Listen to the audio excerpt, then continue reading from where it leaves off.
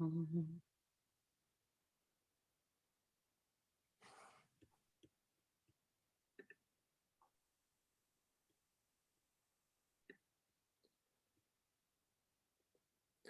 hi, I'm Philip Jones, editor of the Bookseller magazine, and welcome to day 2 of Springboard. I'm just going to wait for a few more attendees to join and then we'll kick off officially. But I'd like to say thank you in the first instance to all the booksellers who are joining us today, and to the Booksellers Association for helping us arrange this week-long extravaganza of new books and a chance for you to meet and talk to our book specialist. Sadly, we can't be joined today by Stephen Price from Pickled Pepper Books because he's fallen ill. But we do have our 2 children's specialists with us. So I'm going to introduce them in a second once the number of attendees goes up a bit.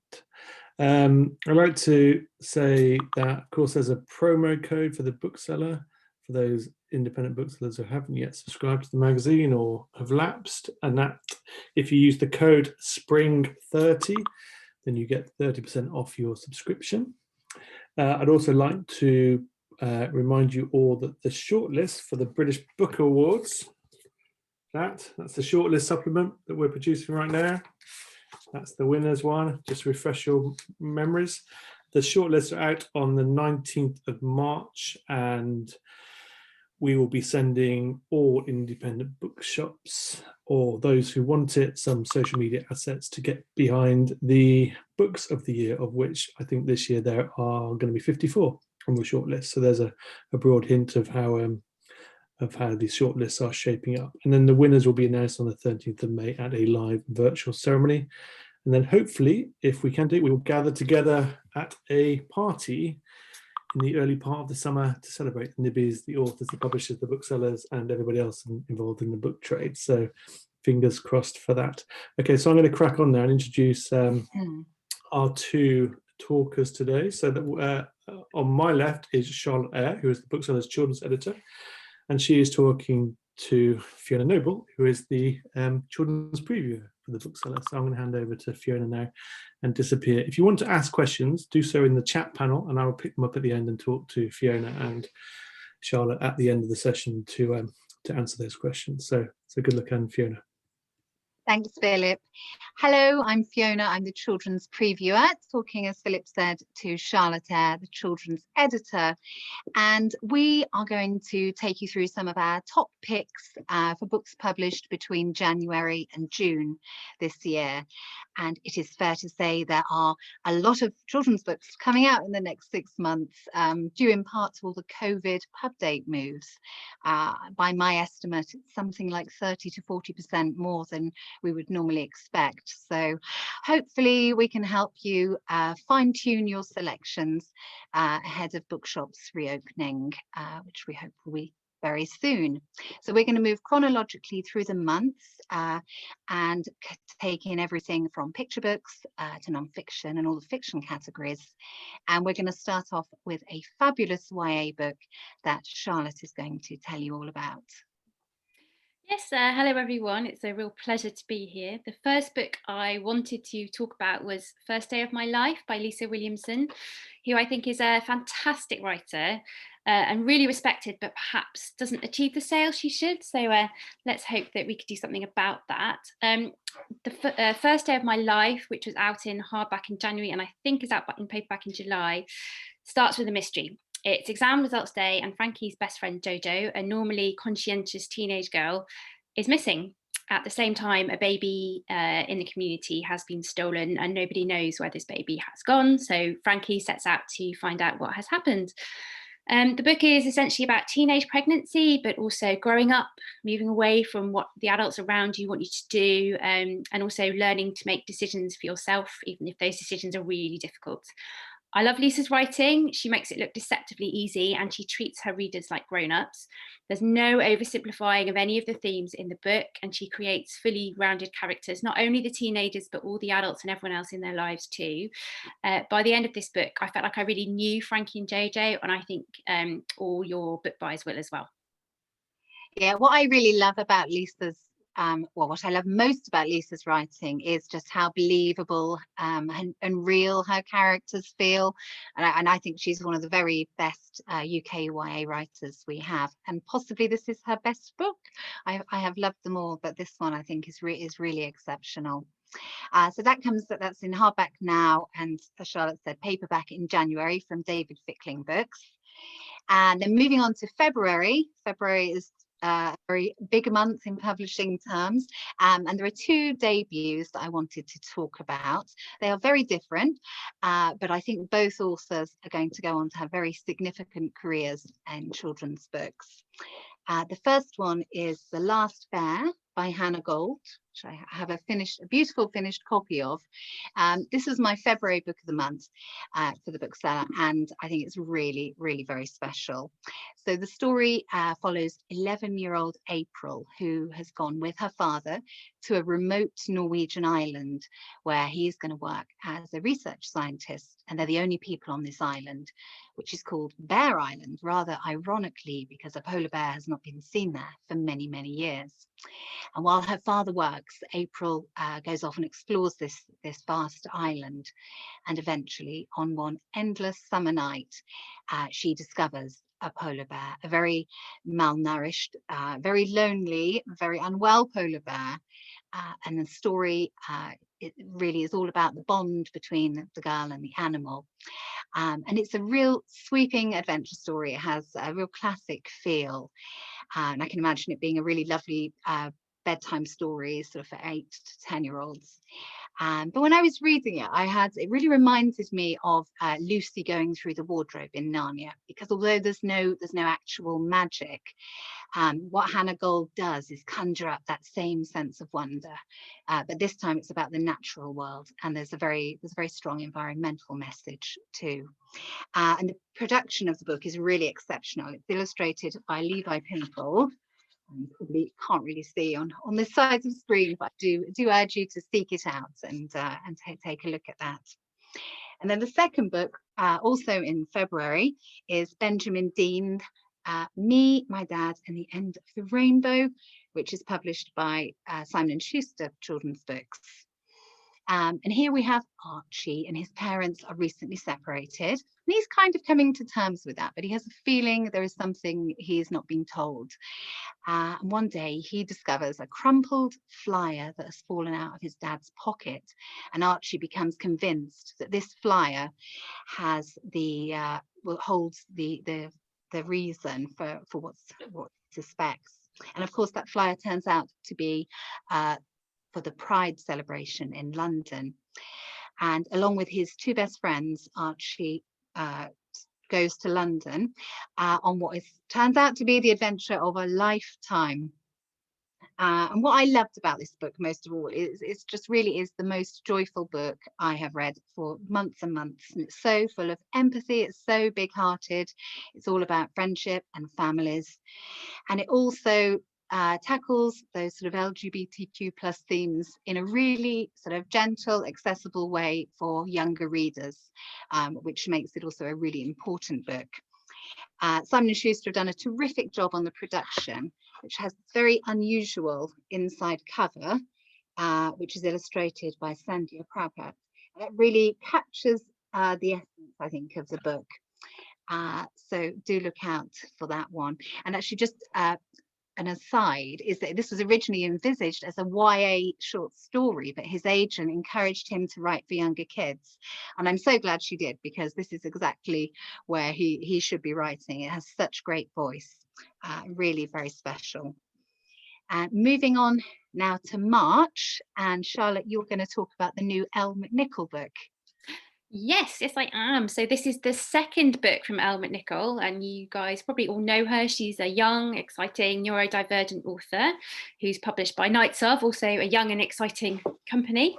Now, unlike Elle's first book, A Kind of Spark, which was strictly contemporary, Show Us Who You Are is a slice of science fiction with neurodivergent characters at its core. The story is about a girl whose brother works for Pomegranate Technologies. Now, this company creates holograms of famous people. So the idea is that you can go and meet your favorite actress or whatever. Cora befriends Adrian, the son of Pomegranate CEO, and at first she's intrigued by the technology this company is doing, but when her friend ends up in a, spoiler alert, coma, she finds out that the company is doing something far more sinister, and that is they are trying to erase what makes a person neurodiverse. Adrian's father is kind of against the way that his son is, and the book really explores what it is like for people who are neurodiverse. I think Elle is a really fantastic writer, and I was genuinely a little bit frightened of the technology that she invents. She's asking readers pertinent questions about what makes us humans and what right we have to control other people or alter in them if they don't fit in with what we think of as normal. And this book also shows, as she did in her first book did, how neurodivergent children and teenagers can struggle to fit in with school or just life in general. And I think that her portrayal of that will be a comfort to young people, as well as being a good life lesson for their classmates. And I think the backstory about how Elle got her publishing deal is really interesting and quite sort of relevant to this. That she, I believe, she originally went the nights off to be working as a sensitivity reader. Yeah, and I think, you know, it just shows, ended up writing a book. Yes, and actually it just shows, doesn't it, how nimble a small publisher can be in that sense, and actually some big publishers as well. But when they take a chance on somebody like that, what you end up with is a really fantastic new voice in children's literature. Yeah, and I think her first book, A Kind of Spark, I thought that was, you know, really very good and resonated with a lot of readers. But when I read the manuscript for Show Us Who You Are, I was absolutely just blown away at the quality of her writing, and I felt it was a much more confident book. And I think she's really, just an exceptionally exciting new writer. So that is a very exciting one. And okay, is probably the biggest month where I featured as many books in my April preview as I did in my October one, which is usually the biggest of the year. So my book of the month I will begin with, and it was very difficult to pick a book of the month in April because there were so many fabulous ones, but I chose Jonathan Stroud's The Outlaws, Scarlet and Browne, which is coming from Walker Books. This is just the proof copy, I should say. So I chose this for sheer entertainment and escapism. So it's set in a future Britain where a series of catastrophes have taken place and the country lies in ruins. London is gone and flooded. The surviving population live in fortified hill towns. The forests are full of mutated beasts and the mysterious tainted. And there has a really terrific opening section where we meet our heroine, who is tough teenage outlaw, Scarlett. And she finds a wrecked coach. And there's only one surviving passenger, who is a boy of about her age. He seems a bit clueless, a bit naive. His name is Albert Browne. And she eventually, rather reluctantly, agrees to guide him to safety. And before long, they are being pursued by new enemies. And Scarlett begins to realize there is something quite unusual about Albert. So I think with Jonathan Stroud, I mean, he's obviously a very established writer, the author of Bartimaeus and the Lockwood series. And what he does is create this fabulous, so outrageously good world building. It's so atmospheric and so cinematic. There's brilliant, witty dialogue between the two leads, and it is absolutely action-packed, quite violent, goes at a terrific pace. It's very much the first book in a series, so you don't get too many answers, but you will be left wanting more when the next book comes out. What else did I want to say about this one? And yeah, so Walker are pitching it for younger teenagers, which I think is about right. But I would also say if you have a very ready 10-year-old, perhaps who's enjoyed something like Mortal Engines, then I think they would really enjoy this too. And just on Jonathan Stroud, very excitingly, the Lockwood series is coming to Netflix later in the year. So you should see some really good uplift on his backlist too. So that's coming out from Walker Books in April. And next, oh, this is me again, something completely different, but just as marvelous, is a picture book by one of my very favorite picture book creators, Nadia Shireen, who I think is really very underrated. And I would love to see her sales and profile much higher, because I really think she deserves it. I think her books are really commercial, really inclusive, and they strike that really clever balance of being very so funny and clever for kids, but also with lots of good jokes and asides for adults reading them to their children too. So in her new book, Barbara Throws a Wobbler, a fantastic title, it's coming from Puffy. So, you know, we're all feeling completely frazzled at this point of the pandemic. And I read this book a few months ago in a particularly blah week, and it just made me laugh so much. So Barbara is a little cat, and sadly I don't have anything a finished copy to show you yet. But so Barbara's been having a really bad day. She's had a sock problem in the morning. She's had an issue with a pee at lunchtime. So by the middle of the afternoon, she's just about ready to throw an enormous tantrum. And it really is just such a lovely, silly, funny picture book. But on a more serious note, it does raise a nice opportunity to talk to children about feelings, about managing anger. And it was honestly a book I could identify with a lot of the moments.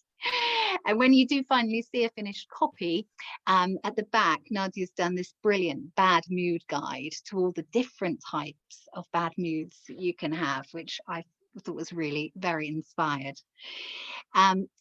Also, there is another book from Nadia, which is actually published, I think, at the beginning of February, called Slug in Love, which is written by Rachel Bright and published by Simon & Schuster. And this is a fabulously droll love story for Valentine's Day, and far beyond. So do have a look at that too. And Nadia is doing her first middle grade series, I think in September, which will be Simon & Schuster. So that's something very exciting to look out for too. And then moving on to non-fiction in April, Charlotte, you're going to talk about the Stuart Lawrence book. Yes, so this is a really fantastic non-fiction story from Stuart Lawrence. Some of you may know him. He is the younger brother of Stephen Lawrence, the young man who was tragically killed in a racist attack. Stuart is a campaigner, former teacher, and he works to inspire young people through the charities that his family has set up. And Silence is Not an Option is his first book, and it's with Scholastic. You could call this self-help for children, although I really don't like that term. What Stuart is doing is trying to help children and young people find their purpose, find their passions. He's asking them to dig deep inside themselves to work out what they're good at and what they can achieve. For example, if you're good at football, are you making sure you practice and not just going out there once a week and relying on your talent? Are you avoiding doing a maths club because it's on a Saturday morning and you'd rather be out with your mates? And if you are doing that, is that the right decision? The book hasn't just got information to read, it's interactive, and Stuart tells the reader when to get out a pen and paper and do some brainstorming. It sort of sounds obvious, but I found it really, really useful, and I'm an adult, and I think young people age 10 and up could really benefit from this. I kind of wish it had been around when I was that age, to be honest. The title suggests that it's all about his experiences and racism. That's part of it. And Stuart shares stories from his life, and he tells people about why he makes the choices that he did. And yes, his insights are a really good way of, exploring racism with young people. But overall, it's an incredibly optimistic, hopeful, inspiring book. Also, I interviewed Stuart for the Bookseller, and I found him a really fascinating person. So if you're looking to do events with schools or anything like that, I can definitely recommend him as a speaker. I think this book is part of a really interesting growth we've seen in non-fiction in the past few years. I mean, led partly by the success of the Matthew Said book. And there are several other books covering sort of similar topics coming out in the spring. And I think the notable one would be the Marcus Rashford one, I think in May. So just very interesting to see all the different directions that children's non-fiction is going in now. And we have two more non-fiction titles to talk about that are completely different again. So it's just such a vibrant category now. So also, oh no, we're moving on to May now already. And a very anticipated title for lots of booksellers is The Swallow's Flight by Hilary McKay, which Charlotte is going to introduce. Yes, I mean, either Fiona or I could have spoken about this book because we both absolutely love it. Swallow's Flight, it's a companion book to Hilary's gorgeous and award-winning Skylark's War. There it is. The new book jumps forward in time, and so it's set in the lead up to and during the Second World War. Rupert and Clare, if you've read the original, from the original book, are now working for peace, but they're grown up. They're not the main protagonists. And instead, this story focuses on four young people, Ruby and Kate in the UK and Eric and Hans in Germany. The war affects their lives in different ways, but the novel shows how their lives ultimately intertwine. This is really engrossing. It's beautifully written, and you don't have to have read the first book to enjoy this one, even though it, if you do, you'll enjoy it all the more.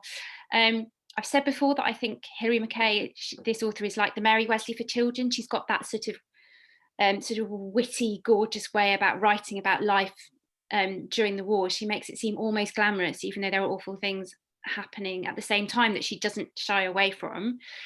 I think adults will enjoy this book, and it's certainly a book for if you have customers who come in and say they want a classic book.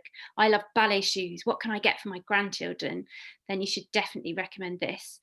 And also I think it's really, one thing that really struck me about this, important to mention, is about how the boys in Germany, Eric and Hans, are not the enemy. They're just two boys who happen to be growing up during a war, except for they are living in the country where the Nazis are in power rather than over here. And their stories are just as important as to what happens to Ruby and Kate. So yeah, great classic middle grade, gorgeous fiction.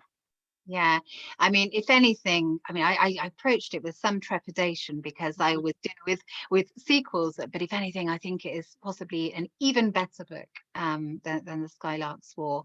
And what's actually very, very interesting that Hilary has commented on is how many adults are reading and enjoying the Skylark's War and will enjoy this. So that's something to bear in mind. And also very interesting, the number of Second World War books in this period, which I was just thinking about. And actually some really fantastic books maybe we could quickly mention. I've just been interviewing Phil Earle for his new book, When the Sky Falls, which is published by Anderson Press also in May, I think. And the Liz Kessler book, Charlotte, can you remember, is that January or February, I think? Yeah. Which is also really, really outstanding. And actually, I think there are quite a few others too. So I think obviously the themes, the themes of the Second World War still extremely resonant, and of course schools still study it a lot too, which does help. So lovely, lovely Hilary McKay. And then on to, also in May, a debut book which Charlotte is going to introduce, called The Lightning Catcher. Yeah, so this is also a sort of 9+ middle grade fiction, and this is The Lightning Catcher by Clare Weze. I haven't heard, many people haven't spoken about this book. There's not a lot of hype, I don't think so, but definitely read it because I just loved it. Clare is a writer, but she's actually a scientist by training, so all of her interests are combined in this book, which is an adventure story about a boy called Alfie. He lives in a northern town, and at the beginning of the book, strange things are happening with the weather. There's ice on a warm June day, things like that.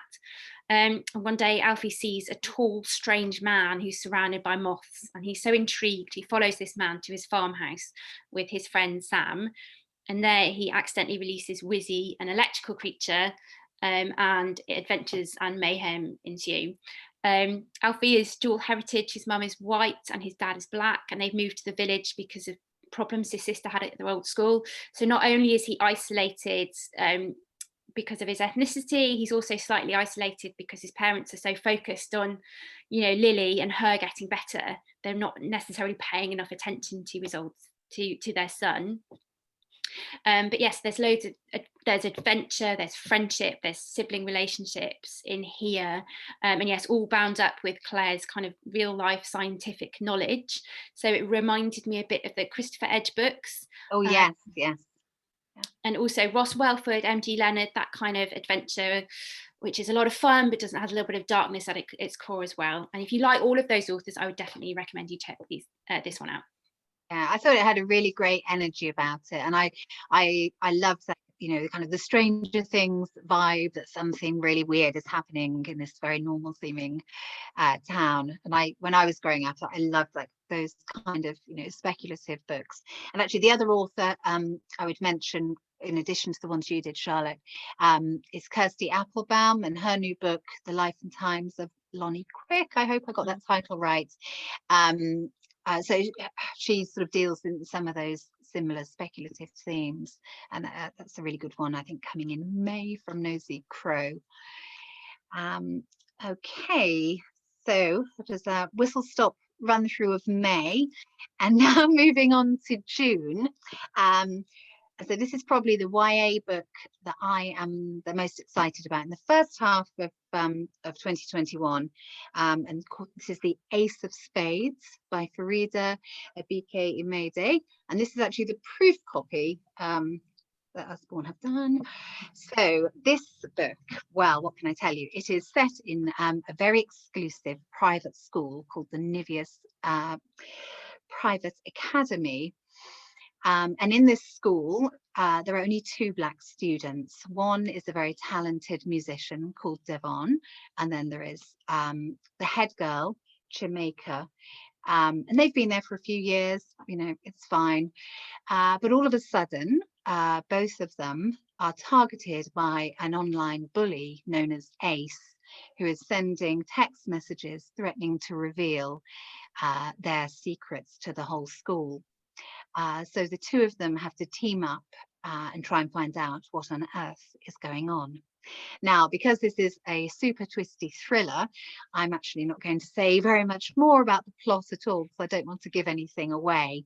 But Faridah on Twitter this week has been sharing some of the influences some of the things she was reading when she was writing the book.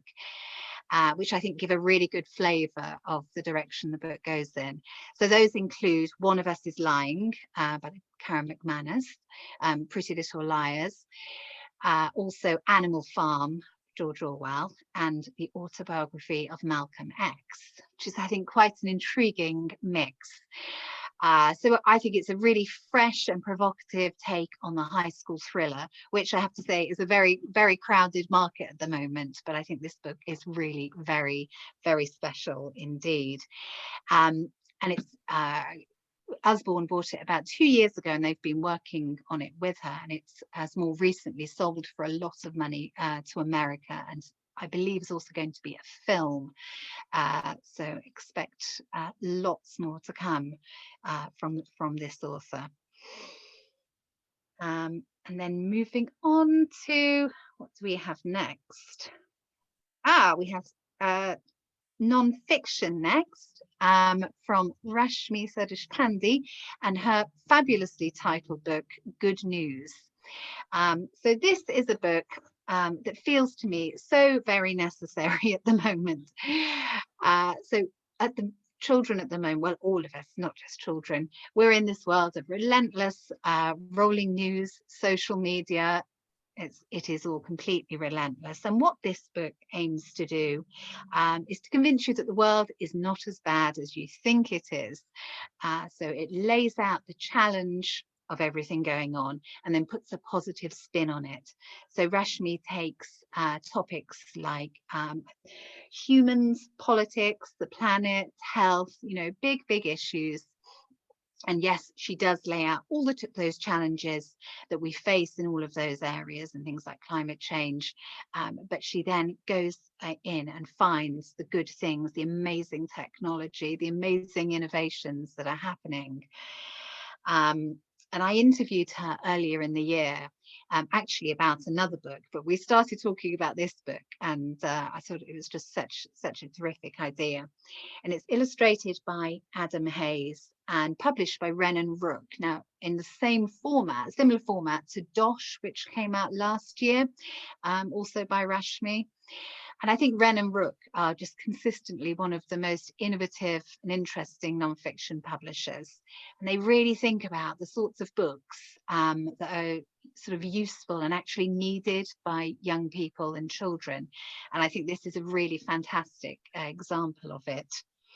And Rashmi's other book, the one that I interviewed her about, is also something you should definitely take a look at, which is called How to Change the World, illustrated by Annabelle Tempest.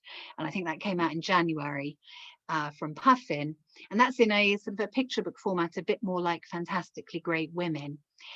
And that takes a look at how people have worked together to solve problems big and small, really, and pushes back a bit on that trend for biography and learning about famous people, which I think a lot of children can find quite intimidating.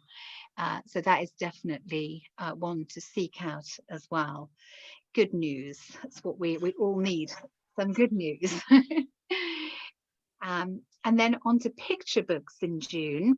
And Charlotte, you're going to talk about the lovely Pirate Mums.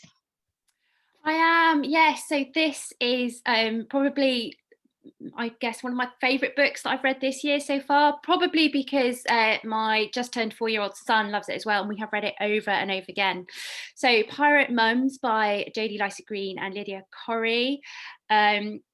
Like you say, it's an OUP picture book, and Jodie wrote this book. She actually works in publishing, but she wrote this book because she wanted her daughters to have books with two mums in it, so they could see their own family reflected in a book. And she didn't really like many of the books that were published with two mums already.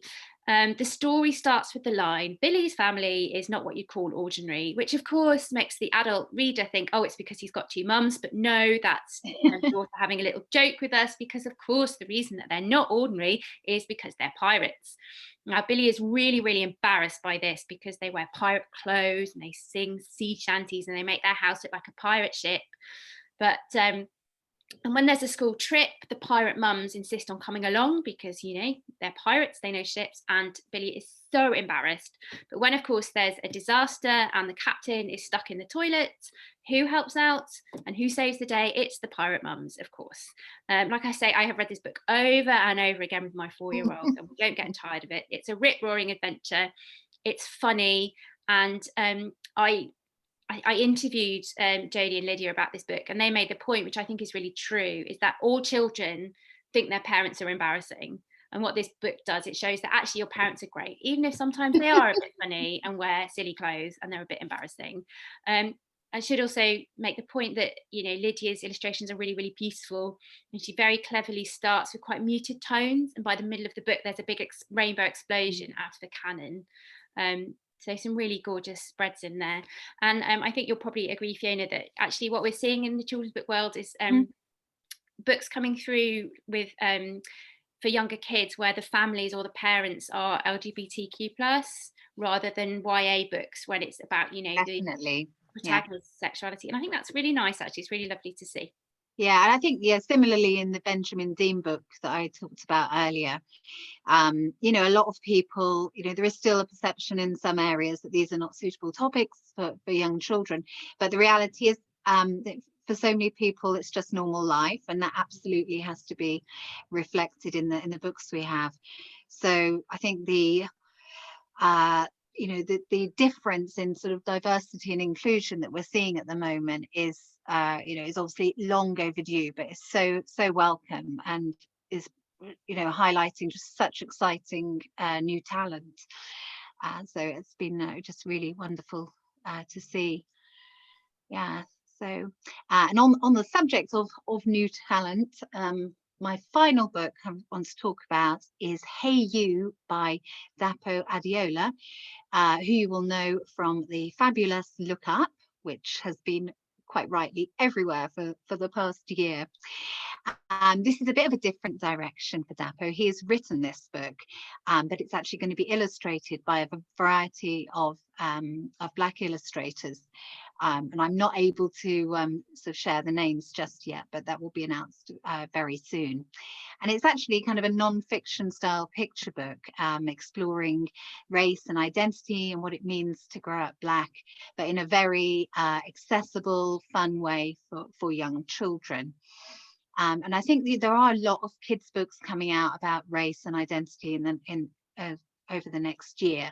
A lot of them are American, and one thing that will make this book quite special is that it is a UK-based writers and illustrators, and more of a UK perspective. So I'm very excited to see what they do with this. And Dapo is just he's obviously just this massive new force for good in the industry. He's sort of taken over Pictures Mean Business with Sarah McIntyre. He's sort of very much about raising the profile of other illustrators. And there are lots of books coming out from him this spring, actually. So we have Hey You in June. I think out now is Space Detectives, which is published by Bloomsbury and written by Mark Powers, who did Spy Toys. It's a really fun space adventure. And if you want a lovely, lovely book for Father's Day, Dapo's picture book with Swapna Haddo, My Dad is a Grizzly Bear, it was a really, really lovely book coming from Macmillan, I think in May. And then later in the year, he has a book with Mallory Blackman, which is going to be really exciting. So he is a major new talent. And that is our very speedy run through some of our very favourite books from the first half of this year. So thank you very much for joining us. I see Philip poised to. Thank you. Have any questions for us, Philip? that was brilliant. And you know what I liked best was hearing you talk about the books that you've been writing about in the Bookseller over the past a few months, whether that's author profiles or in your previous column, Fiona. It's just it's sort of magic to hear the words expressed after reading them in print. And not a David Walliams in sight. I don't think he's had any new books in this period, Philip. Are you sure? There's always another one around the corner. I have a question. I have a question for you, Fiona, because you mentioned it, and I think you mentioned it in sort of almost every column that you write for us now, which is just the sheer number of children's books that are coming out. And of course, when you originally started previewing for us, I think you had 2 pages, and now you've expanded to take over most of the back end of the magazine when your columns are filed. I mean, what can, as a former bookseller, what can booksellers say to publishers about this? Because publishers will publish and publish and publish, and there is not infinite amount of space on booksellers' shelves, and there's not an infinite amount of time. So what might we feed back to publishers, do you think? Well, when I speak to booksellers, the first thing they usually say to me is, please tell me there are fewer books coming out next month, because it's one thing for me to struggle with space in the magazine, and it's obviously a very different issue to fit those books on your table in a shop. And I am a former bookseller, and I at a time when there were far fewer books published, so I do feel it very keenly. And I really think I would love publishers to step back a little and really perhaps publish fewer books and market the ones they do have with more gusto, I think.